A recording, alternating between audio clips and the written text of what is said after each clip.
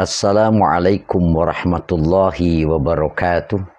Alhamdulillahi rabbil alamin. Allahumma salli ala sayyidina Muhammadin wa ala alihi wa ashabihi ajma'in, amma ba'du. Pertama-tama untuk para pemirsa, teman-teman dan para sahabat dimanapun berada, saya mengucapkan selamat tahun baru Hijriah 1 Muharram 1447 Hijriah atau Komariah. Mudah-mudahan kita semuanya diberikan sehat walafiat, diberikan panjang umur, diberikan keberkahan dan rizki yang melimpah oleh Allah Subhanahu wa Ta'ala. Semoga segala kekurangan di tahun lalu bisa kita perbaiki di tahun yang baru ini. Kemudian apa kebaikan yang belum bisa lakukan di tahun sebelumnya, semoga pada tahun ini kita bisa melakukan yang lebih baik. Serta kebaikan-kebaikan yang sudah dilakukan oleh kita semuanya, mudah-mudahan diterima sebagai amal soleh. Segala khilaf kesalahan semoga diampunkan oleh Allah Subhanahu wa Ta'ala. Pemirsa, berbicara bulan Muharram atau awal tahun di bulan Hijriah tidak terlepas dari kisah hijrah Rasulullah Shallallahu Alaihi Wasallam. Rasul beberapa kali hijrah, ada ke Habsyi, ada ke Taif. Namun yang paling terkenal adalah hijrahnya ke Yathrib, yakni sekarang Madinah.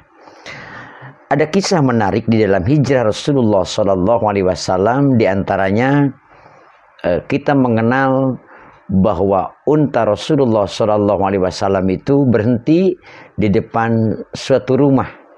Unta yang dinaiki Rasulullah Shallallahu Alaihi Wasallam ketika hijrah ke Madinah bernama Al-Qaswa atau juga dikenal sebagai Kiswa. Unta ini adalah unta betina kesayangan Nabi Muhammad Sallallahu Alaihi Wasallam. Bahkan Al-Qaswa menemani Rasulullah dalam berbagai perjalanan penting, termasuk hijrah dari Mekah ke Madinah, serta dalam berbagai peperangan, bahkan dalam melaksanakan ibadah haji Rasulullah Sallallahu Alaihi Wasallam. Nah, rumah yang disinggahi Rasul itu adalah rumahnya Abu Ayyub yang dipilih oleh Rasulullah Shallallahu Alaihi Wasallam. Apakah ini terjadi tiba-tiba? Tentu tidak.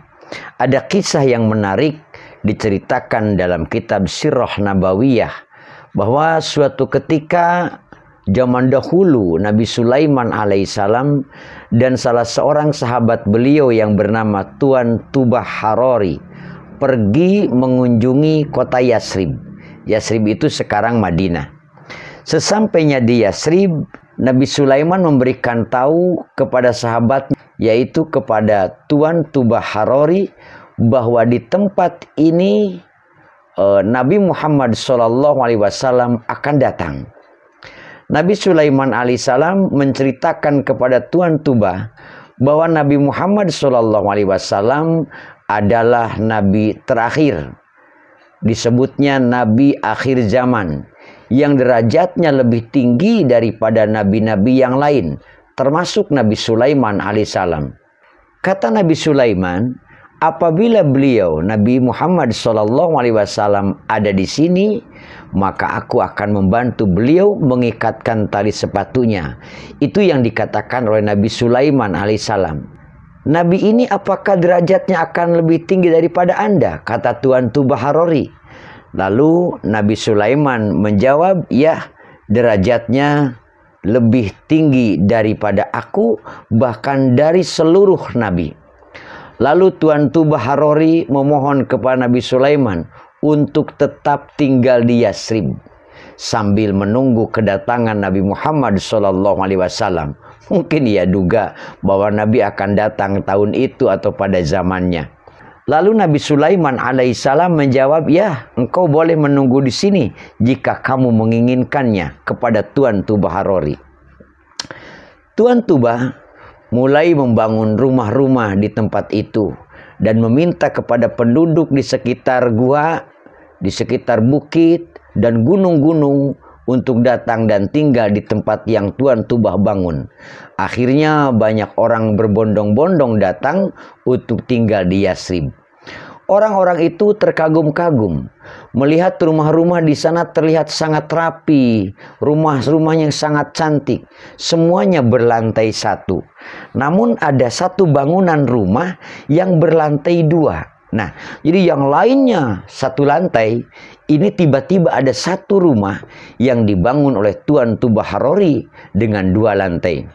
Tuan Tuba lalu menjelaskan kepada orang-orang bahwa rumah itu akan diperuntukkan untuk Nabi yang derajatnya sangat tinggi, yaitu Nabi Shallallahu Alaihi Wasallam. Itu yang disampaikan oleh Tuan Tuba kepada orang-orang di sekitar itu yang merasa keheranan kenapa ada satu rumah yang ini lantainya dua, beda dengan rumah-rumah yang lain. Rumah-rumah yang dibangun oleh Tuan Tuba merupakan cikal bakal dari padatnya pemukiman Madinah sampai saat ini. Dengan berjalan waktu, Tuan Tuba tetap menunggu kedatangan Nabi Muhammad Shallallahu Alaihi Wasallam hingga pada akhirnya maut pun menjemputnya. Sebelum datang kematiannya, Tuan Tuba sempat menuliskan sebuah surat wasiat. Ya Rasulullah Sallallahu Alaihi Wasallam, saya mendengar dari Nabi Sulaiman, Nabi saya, bahwa Anda akan tiba di tempat ini. Saat-saat terakhirku sudah tiba, dan saya harus meninggalkan dunia ini.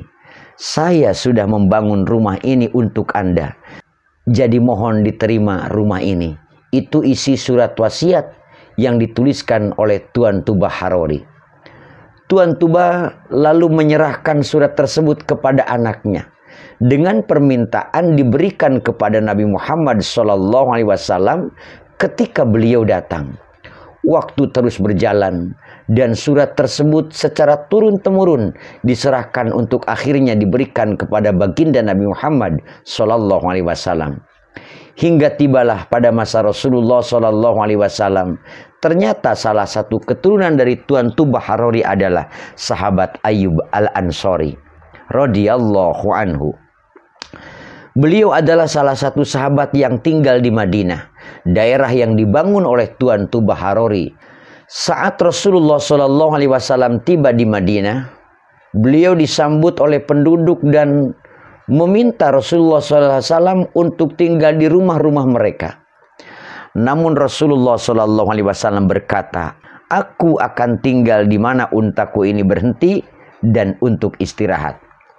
Akhirnya unta Nabi Muhammad SAW berhenti istirahat di depan rumah Ayyub Ansori.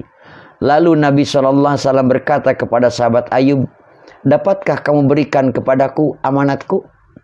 Mendengar hal itu, sahabat Ayyub Ansori merasa kaget dan heran, sebab hanya dia dan ayahnya yang mengetahui perihal surat tersebut.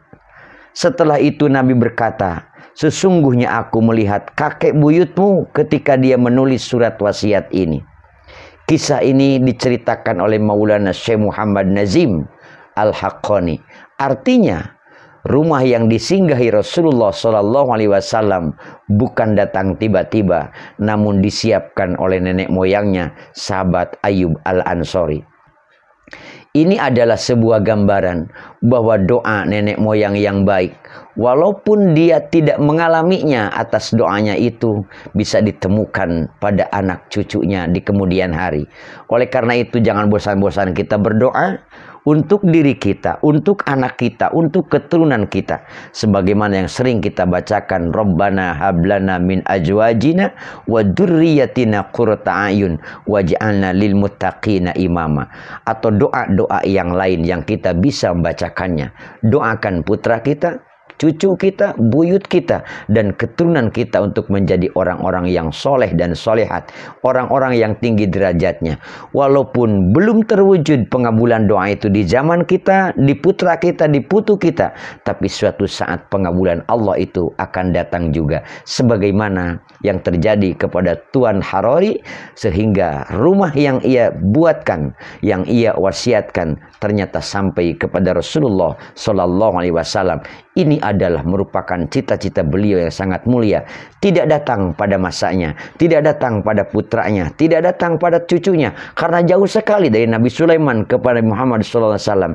Tetapi ada di keturunannya yang bisa langsung memberikan kepada Rasulullah SAW. Mudah-mudahan kisah ini ada manfaatnya, dan memang banyak riwayat-riwayat yang berbeda, tetapi tentu perbedaan itulah yang harus kita saling hargai.